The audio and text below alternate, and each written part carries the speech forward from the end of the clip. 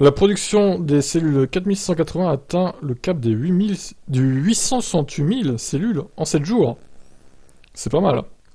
Ça équivaut à peu près aux batteries de plus de 1000 voitures électriques. Donc ils ont évidemment fêté ça sur Twitter, bien que produire suffisamment de cellules pour plus de 1000 voitures électriques puisse sembler une réalisation mineure compte tenu de l'ampleur des opérations globales de Tesla. La réalisation a probablement été réalisée avec seulement les lignes 4680 de la production initiale de l'entreprise. Tesla produit actuellement les cellules 4680 dans sa ligne pilote de Cato Road, à proximité de l'usine de Fremont. Giga Texas possède également une ligne 4680.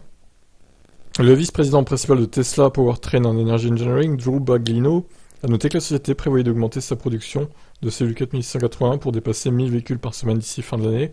Il a également noté que si la ligne pilote 4680 améliore sa production, Giga Texas devrait passer la production hebdomadaire de Cato d'ici fin 2022.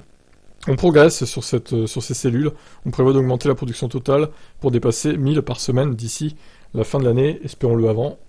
Au deuxième trimestre, à Cato, nous avons entièrement automatisé le transport d'énergie pour l'outil anode électrode sèche, ce qui a permis d'augmenter considérablement la production et améliorer les rendements. Depuis mars, grâce à ça, la production a augmenté d'environ 35% d'un mois à l'autre, chaque mois depuis, et les rendements dans toute l'usine sont déjà conformes aux objectifs dans la plupart des régions et tendent dans cette direction et quelques autres.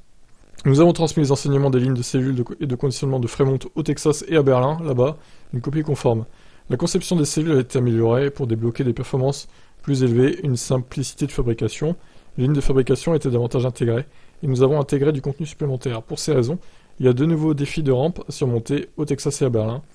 Spécifiquement au Texas, au dernier trimestre, l'équipement des cellules a été entièrement installé et mis en service.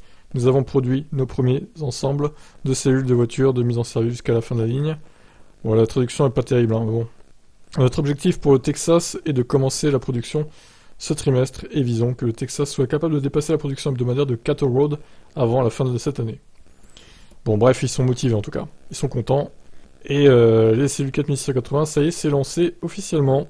Et surtout, ça monte en puissance, de mois en mois. Allez, je vous laisse commenter.